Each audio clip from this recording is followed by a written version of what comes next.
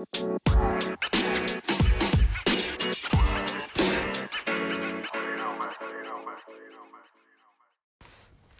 everybody, welcome back to another episode of a Cincy Fan Talking, where you get to hear about half an hour of a Cincy fan talking. Appreciate you guys coming back and checking out another episode. You can always chit chat with me on days that are not a Tuesday. That's Cincy_fan talk on Twitter. Always check me out there. The NFL went ahead and tried to tweak the Rooney rule.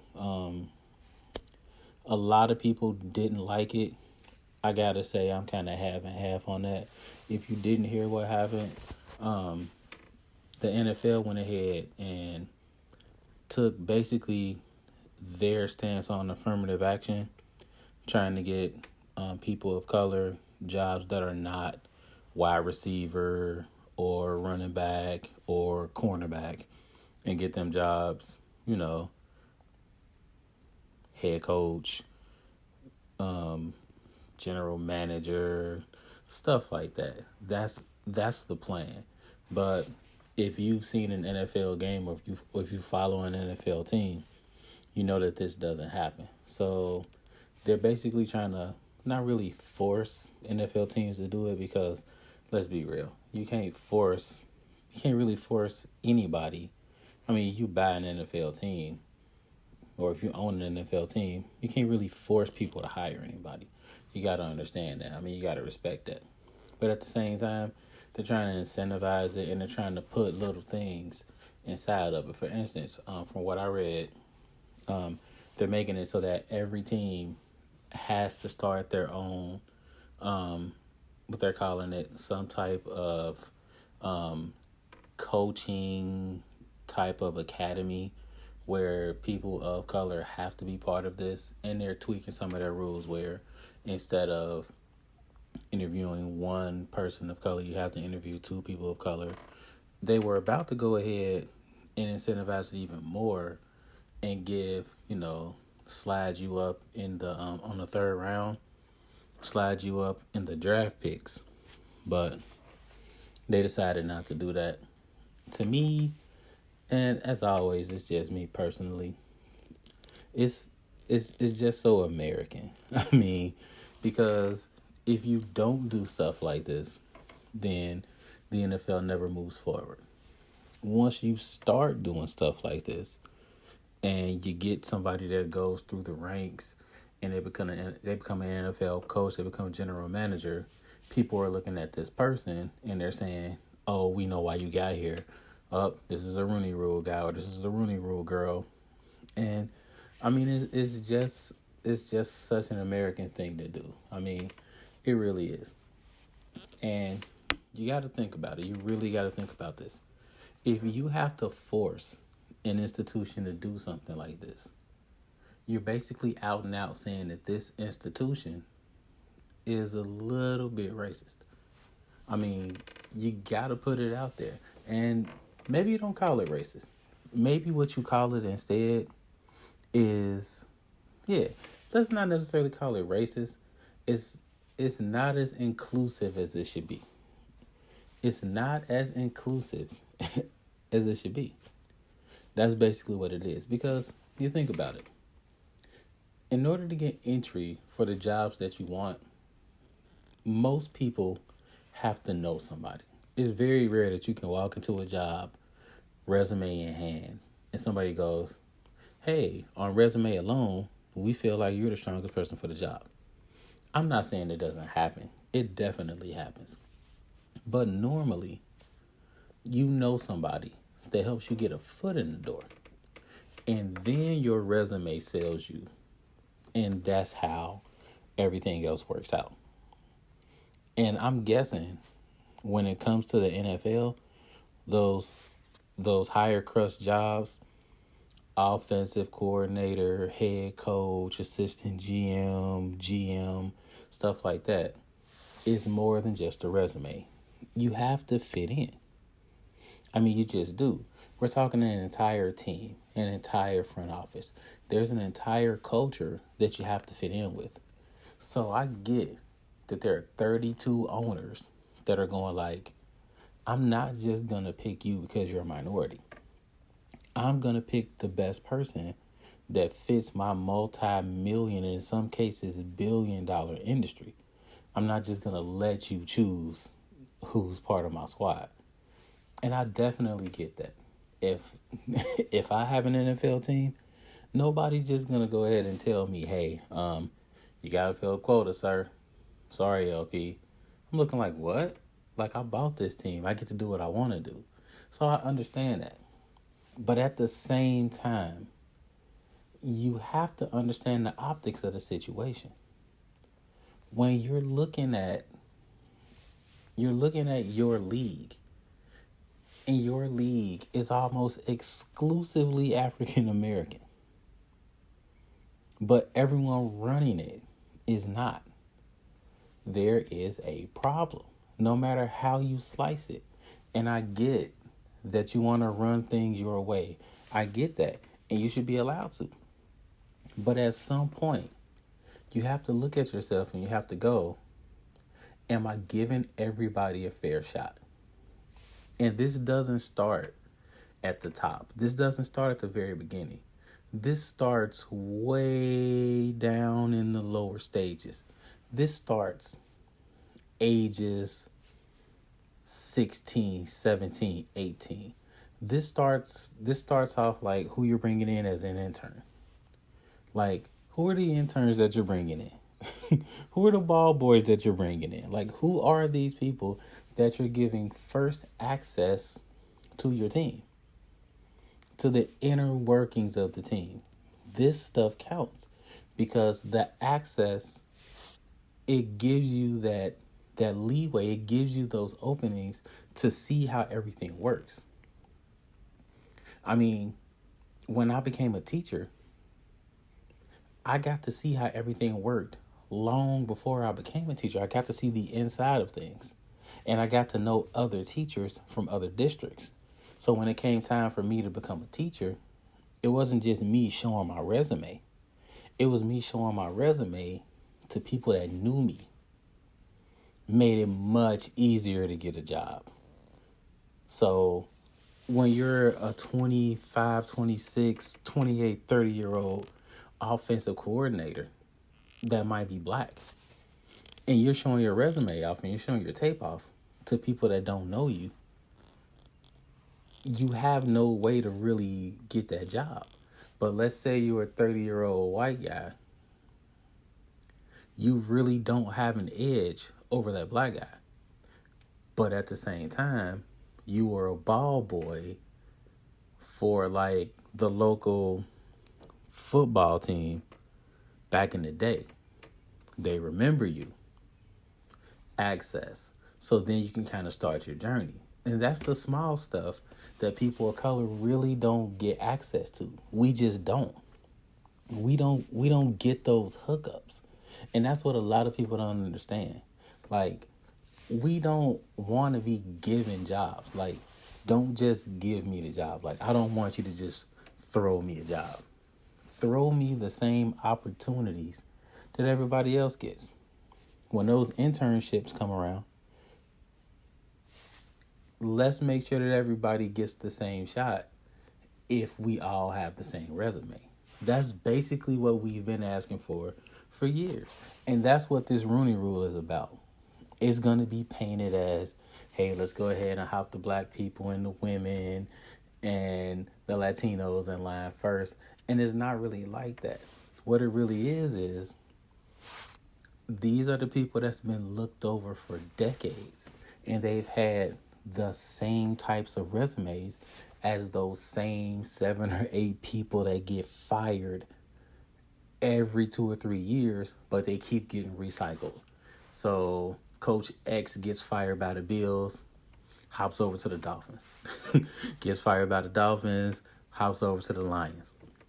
Gets fired by the Lions, takes a couple years off, takes a college job, quits the college job, comes back, starts coaching the Cardinals. This is what we see all of the time. Meanwhile, person of color is an offensive coordinator for like 9 or 10 years waiting for a shot. And it's ridiculous. So, I mean, to basically sum it up, it's like we get that owners get to do what they want to do because they earned a right. It's their dough. But if everybody really deserves a shot, if you have all of these people of color breaking limbs and breaking kneecaps and all of that stuff for you, then maybe, just maybe, they're smart enough to do the job off the field too. So let's see if we can give everybody a shot. And that's basically what we're seeing here. This is just a Cincy fan talking. We'll be right back.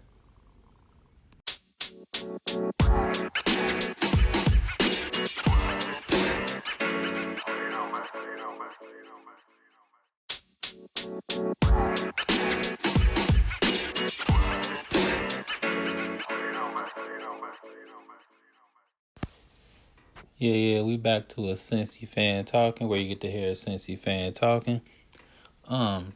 Baseball trying to come back. And I say it like that, baseball trying to come back.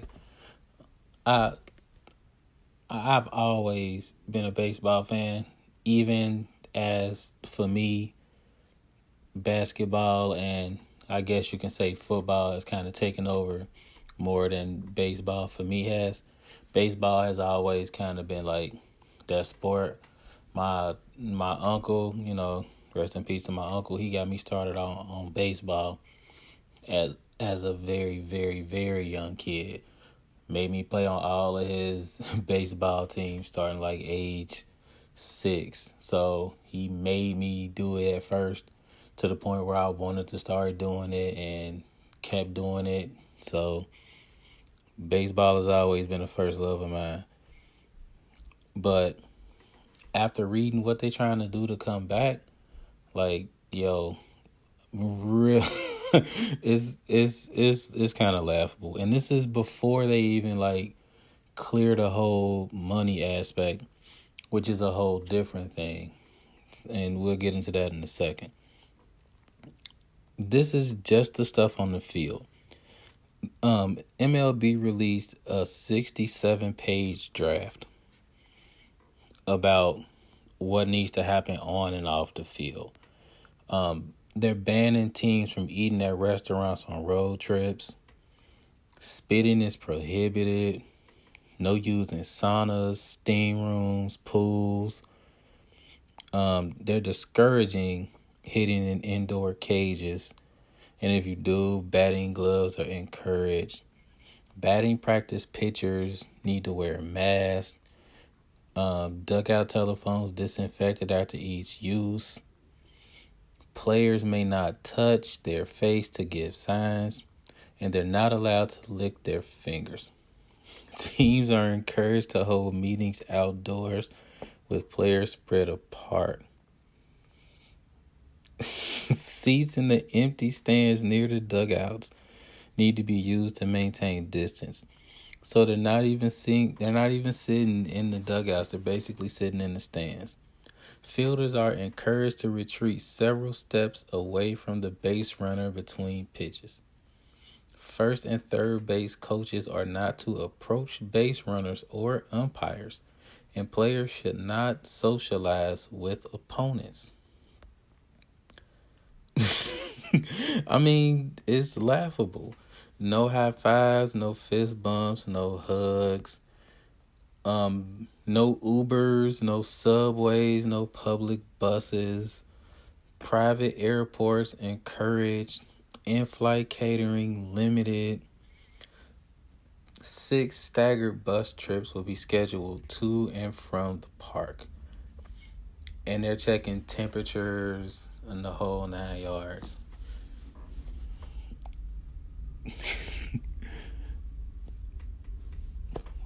What happens? Oh, and on top of that, they're tossing the baseballs after multiple players touch them. So I guess if more than 4 or 5 people touch the baseballs, they're just going to throw away that baseball and use another baseball. Which begs the most obvious question. If all of this needs to happen in order to play baseball, should you be playing baseball? Like, is it worth it? And I get what everybody is saying. You know, for symbolic purposes, you know, watching baseball players come back and play baseball, it makes everything feel normal again and yada yada yada. But is that what you need? Do you need Major League Baseball players risking their lives on the baseball diamond to feel normal? Like, is that what you need? Because I tell a baseball player quick, like, look, I'm staying indoors. And when I go out, I'm wearing a mask to go to Kroger. Like, I'm masked up to go to Sam's Club. Like, I had to move. Like, the wife and I, you know, we're getting like a new couch or whatever. Moving the old couch out. You know, the wife and myself, you know, we're tussling with it because, you know, the wife is, you know, she's the wife. You know, she can't really lift stuff like that. My next door neighbor comes from across the street to try to help. And honestly, the first thing that I thought was, should he really be doing this? That was my very first thought. I was like, should he be walking over here? And, you know, I eventually got over that because I really needed to get that couch out of my house. And my wife, she's a trooper. But she was like, look, I'm not much help right now. She was just honest, like, look, I can't really help you too much right now. But that was my thought. That was my whole thought process at first. I'm like, should he be over here? And he was just trying to be helpful. And that's somebody just doing like a neighborly deed. It's just somebody coming over and trying to help you. You got baseball players playing other baseball players. I mean, they might know and they might not know, but they don't know what they do when they leave for their other games. I mean, you can't really like legislate what grown men and like coaches and trainers, you can't legislate what they do after the game. You can't make sure that they don't ride an Uber or that they don't go to a restaurant. Like, you can't legislate their social life. And that's the thing about this. You know, we as fans, we just want to go like, look, I want my baseball. I want my football. I want my basketball. I want to feel normal again. But what is that? What was normal to you before this? You turning on a baseball game? That was normal, right? That won't be the same for a while. And even when it comes back, it won't look the same. Like, what we need to do now is we need to take that word normal and just kind of throw it out. Because we're not going to see normal again. Not the way that we saw it before. I mean, think of this as kind of like our 9/11. Like, you know, when you watch the movie Home Alone and you saw like Kevin's family running through the airport and they just all got on the plane. Nobody stopped them. Nobody made sure that they took their shoes off and their belt off or nothing like that. That was normal back then. That was their normal. That was our normal. Normal now is you get to the airport an hour or two early to make sure you take off your shoes and you take off your belt, make sure everything is out of your pockets, turn off your cell phone, all of that. That's normal now. And we got used to that. So we can definitely adapt. Like, all those rules that I read, they sound absolutely crazy. They sound ridiculous. But we can adapt to those rules. Like, we'll be okay. The question is it worth it right now? Like, is it worth it right now to put men out there to play a game to make you feel like things are okay? Like, is it worth it? And if the answer is yes, then the next question is, do you really feel like these players should get paid for that? And for everything that I just read, the answer would have to be yes. Because what I just read was absolutely ridiculous. Who would do all of that and get their pay sliced twice? Which is what the owners are asking the players to do. Do all of that. Hey, pitcher, that's been like licking your hands before every single pitch since you were 13 years old. Make sure you don't lick your lips and lick your fingers before you pitch this year. And throw your entire rhythm off for the entire year. Oh yeah, remember that 50-50 split we talked about? Remember you like losing half of your money? Now you're going to lose like 70% of your money. Play ball. Who would agree to that? That's absolutely ridiculous. So if you want your quote unquote normal baseball to come back, you need to support these players and stop acting like it's a millionaire versus billionaire struggle, because these players are basically about to get hosed in this deal, and these owners are using the fans as leverage. So watch your six out there, fans. Like, for real. You guys got to be on that. Just a Cincy fan talk. We'll be right back.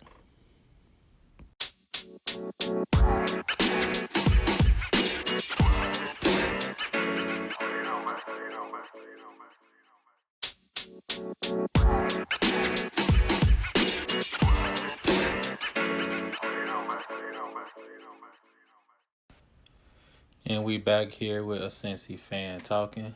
Go ahead and catch us on that Twitter. That's Cincy_fan talk. I hope y'all caught the last dance. It was definitely worth the 5 nights, over a month, and close to a half, 10 episodes. I mean, I gave it an 8.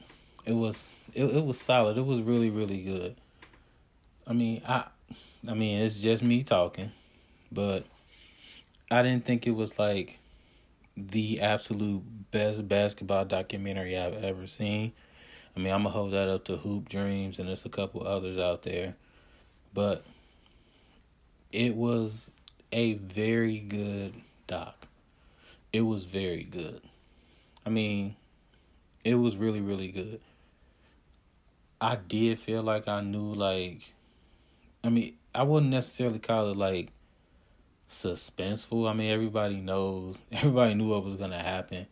I mean, they gave really good backstories to, like, Steve Kerr. They kind of let you know about him. They let you know about Dennis Rodman, Scottie Pippen. That was what I was there for. That was what I really wanted to see. I mean, Michael Jordan came off one-dimensional. And when you really think about it, that's not surprising.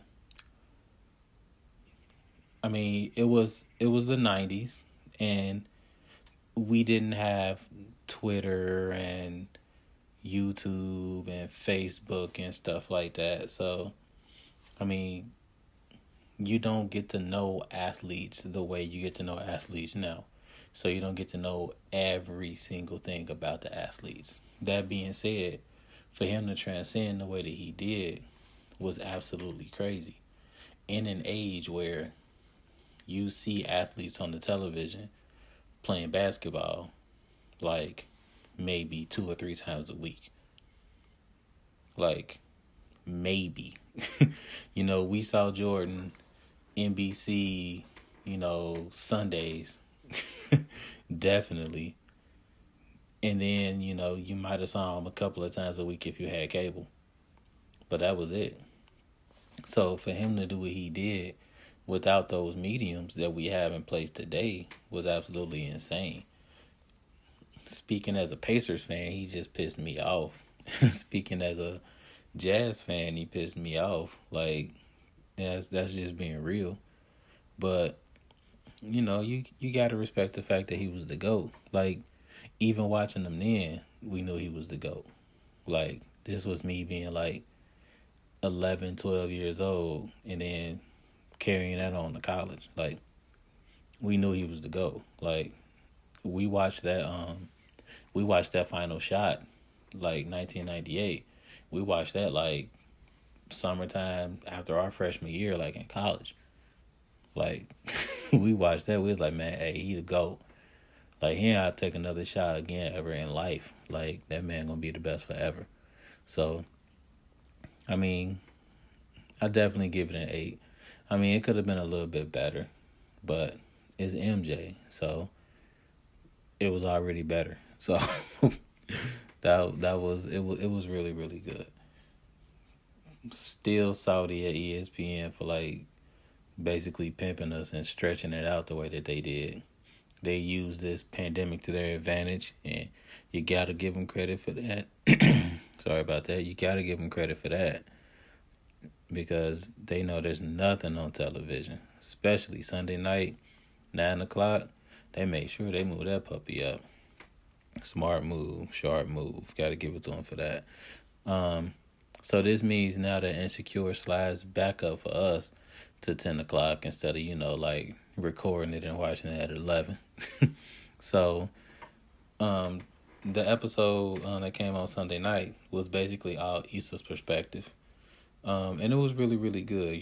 She was kind of rolling through LA just with a weird vibe, trying to help people out and, getting weird energy back. And, just trying to figure out if she should reach out. And she didn't. And it was probably best that she didn't because you don't really want those, like, Hollywood Disney type things and something that you're trying to make authentic like Insecure is. And if it's really authentic, nobody's reaching out, not immediately. You're gonna wait that out. And I think Kelly said something, her friend Kelly said something that was like really smart. She because Issa's like, I hope you give Molly the same energy, you sweating me about calling, or I hope you giving her the same energy. And Kelly's like, I'm telling her the same thing, but, me and my friend, we, I waited too long and she waited too long, and we almost didn't come back from that.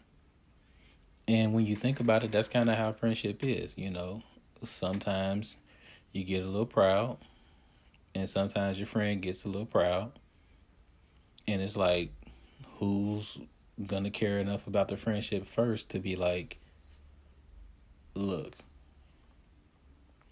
my bad. I shouldn't have said what I said, and I shouldn't have did what I did. To give the other person a permission to be like, I shouldn't have said what I said, and I shouldn't have did what I did either. To kind of throw that olive branch, extend that out. But that pride kind of gets in the way. And when that happens, people kind of get set in their ways. Next thing you know, it's been 5 or 6 years. You forgot what you were fighting about, but you're not talking to that friend anymore. So I felt like what she said was like, it was really smart, and I think it's something that Issa really needed to hear. The next episode, it looks like it's going to be from Molly's perspective. It'll be really interesting to see, her viewpoint. I really like how Insecure does that. They give you all of the viewpoints of the situation, and they let you decide who's right. They don't really pick for you. Like they don't shift you one way or the other. Because in real life, it's all gray. There's very rarely any black or white. It's always kind of sort of gray. So I'll definitely be checking that out on Sunday at the right time. So I'll be on that. I'll be looking for some other shows to watch as well. Showtime they have an impressive lineup of shows. I haven't checked too many of them out yet. I'm gonna try out Penny Dreadful City of Angels. From the trailer I saw, it looks like it might be pretty interesting.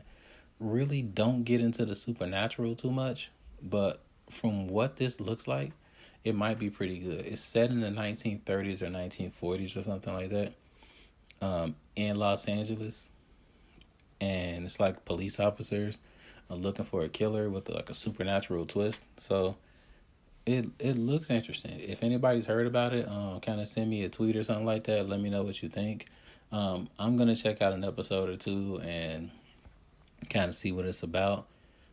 I've found a lot of good shows this way. I found a lot of trash shows this way. So we'll see how it goes. It's summertime for LP, and summertime means basically chilling and watching shows. It's kind of like quarantine for the most part, but without the teaching aspect, since there won't be much teaching going on since it's summertime. So we'll see how that goes. But we're gonna go ahead and wrap up this episode of A Cincy Fan Talking. Just watch out for the next episode drop next week. And until then, as always, remember, life is good. Check you out next week. Peace.